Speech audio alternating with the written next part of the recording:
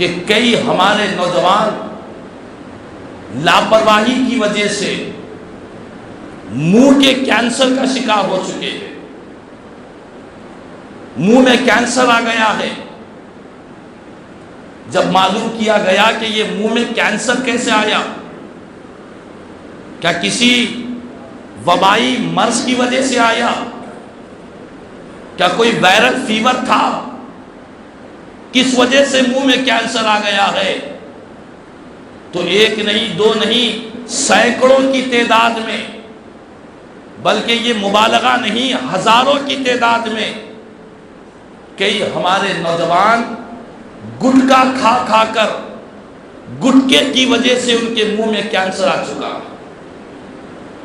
آپ جا کر دیکھ لیں اپنے محلوں میں، بستی میں، رشتہ داروں میں کئی لوگ آپ کو نظر آئیں گے. اگر کہیں نظر بھی نہ آئے تو ایک مرتبہ کینسر ہاسپٹل کو چلے جائیں، دیکھیں کہ کم عمری کے لوگ ہیں، کوئی بوڑھے لوگ ضعیف لوگ نہیں ہیں، کم عمری کے لوگ ہیں، جوانی کی عمر ہے 30-40 سال کے درمیان میں، 25-30 سال کی عمر میں کئی ہمارے نوجوانوں کو، کئی جوانوں کو منہ کا کینسر ہو چکا ہے. اور منہ کا جب کینسر ہوا جا کر دیکھتے ہیں تو کسی کی زبان کو کاٹ دیا گیا، کسی کے جبڑے کا آپریشن کیا گیا، کسی کے حلق کا آپریشن کیا گیا. کل ہی کی بات ہے، مجھے کسی نے کہا کہ ایک نوجوان جس کی عمر 30 سے 35 سال کی عمر ہے، شادی ہو گئی، 3 لڑکیاں ہیں، لیکن مسلسل کنٹینیو ایک ایک دن میں 10-10 20-20 گٹکے کی پڑیاں کھا کھا کر منہ کا کینسر ہو چکا ہے. کینسر میں ان کا آپریشن ہوا، آپریشن میں زبان کو کاٹ دیا گیا. یہ پیر کی ہڈی کو نکال کر اسے چھل کر جبڑوں کے ذریعے جگہ لگایا گیا، اور پیر کی چمڑی کو نکال کر حلق کے اندر لگایا گیا. اس طرح وہ نوجوان جس کی 3 لڑکیاں ہیں، کینسر کے مرض مبتلا ہے، روزانہ طرح طرح کی مصیبتوں کو، تکلیف کو برداشت کر رہا ہے، جس کی عمر وہ عمر ہے جو ماں باپ کی ذمہ داریاں ادا کرنے کی عمر ہے، اپنی بیوی بچوں کے کھانے پینے رہنے سہنے ساری ذمہ داریوں کی عمر ہے، اپنے بچوں کی تعلیم و تربیت کی عمر ہے. ایسی عمر میں وہ بستر موت پر پڑا ہوا ہے، سارے گھر والوں کے لیے ایک بوجھ بن کر بیٹھا ہوا ہے. وجہ کیا ہے؟ کچھ اور نہیں ہے، یہ گٹکے کھا کھا کر اس نے اپنی صحت کو برباد کر دیا ہے، آخرکار منہ کے کینسر میں مبتلا ہو چکا ہے. اللہ اکبر. ایسے 1-2 واقعات نہیں، ایسے ہزاروں کی تعداد میں واقعات پڑے ہوئے ہیں. ہر بستی میں، ہر گلی میں کئی لوگ ملتے ہیں کہ گٹکے کھا کھا کر یہ نقصانات ہو رہے ہیں کہ گھر میں پکا ہوا کھانا سالن نہیں کھا سک رہے ہیں، گھر کے شریک حیات کو اپنے شوہر کے لیے بغیر مرچی والا سالن بنانا پڑ رہا ہے. کیوں؟ کیونکہ مرچی لگتے ہی شوہر کھا نہیں سکتا، تو بیویاں گھر کے اندر بغیر مرچی کا سالن الگ سے بنا رہی ہے.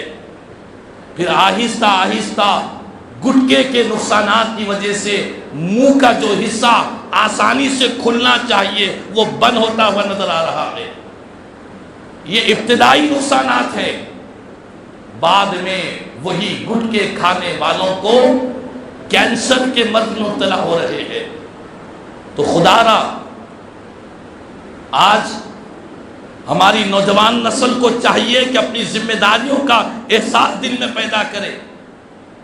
ایک چھوٹی سی پڑی کے خاطر، اپنے ایک شوق کے خاطر اپنا پیسہ بھی برباد کر رہے ہو، وقت بھی برباد کر رہے ہو، نہ خود کا خیال ہے نہ دوسروں کا خیال ہے. نہ معصوم بچوں کا خیال ہے، نہ بیوی کا خیال ہے، نہ بوڑھے ماں باپ کا خیال ہے، نہ اپنی جان کی فکر ہے۔ لاپرواہی کی تو حد ہو چکی ہے، لاپرواہی اور غیر ذمہ داری کی حد ہو چکی ہے کہ ہماری نوجوان نسلوں کو اس طرح کی بری عادتوں کی وجہ سے کئی نوجوان کینسر میں مبتلا ہو کر موت کے گھاٹ چلے جا رہے ہیں۔ تو خدا را اللہ نے زندگی دی ہے، اس زندگی کو ایسے برباد نہ کرے، یہ انمول زندگی ہے، خدا کی نعمتوں کو کھاؤ۔ اللہ نے قرآن میں فرمایا کہ بندو میری پاکیزہ چیزوں میں سے کھاؤ، لیکن ہم نے پاکیزہ چیزوں کو چھوڑ کر نقصان دہ چیزیں، جو چیزوں کی وجہ سے انسان کے مال بھی خراب، جان بھی خراب، اور اولاد، بچے، تعلیم، تربیت، ان تمام چیزوں سے محروم ہو رہے ہیں۔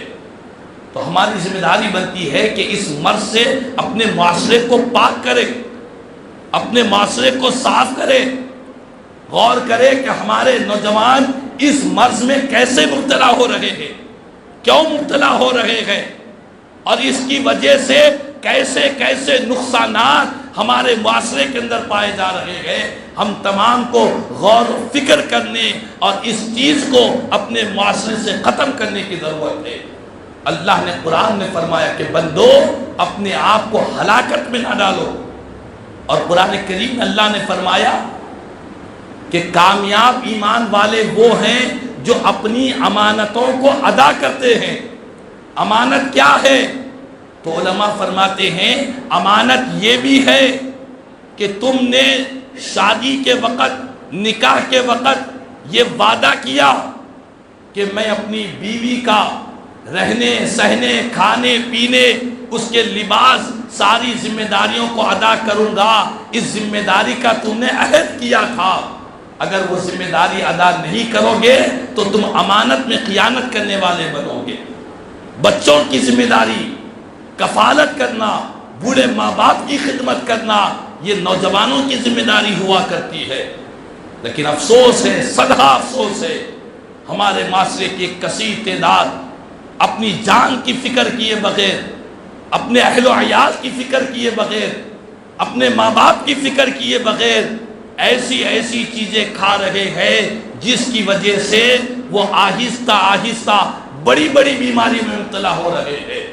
خدا را اگر ہم اس کام میں مبتلا ہے یا ہمارے ارد گرد میں کوئی اس عمل میں مبتلا ہے تو ہم ان کو بتلائے، کہے کہ کہیں اور دیکھنے کی ضرورت نہیں ہے، ایک مرتبہ اپنے اطراف و اکناف کے کسی کینسر ہاسپٹل کو جائیں گے، وہاں جا کر دیکھیں گے مریضوں کو، پوچھیں گے کہ کیا گزر رہی ہے، مسلسل گٹکے کھا کھا کر تمہیں مزہ آ رہا تھا، اتنا مزہ آ رہا تھا کہ رات میں منہ میں رکھ کر بھی سو رہے ہیں، اتنی محبت، اتنا پیار ہو چکا ہے، گٹکے سے اور پڑیوں سے اتنی عقیدت ہو چکی ہے کہ سوتے وقت بھی منہ میں ڈال کر سو رہے ہیں۔ استغفر اللہ، نعوذ باللہ من ذالک۔ تو بہرحال یہ بہت افسوس کی بات ہے کہ ہمارے نوجوان ان گٹکوں میں، سگریٹ نوشی میں، ڈرگس میں، ان بری عادتوں میں ہماری نوجوانوں کی تعداد بڑھ رہی ہے۔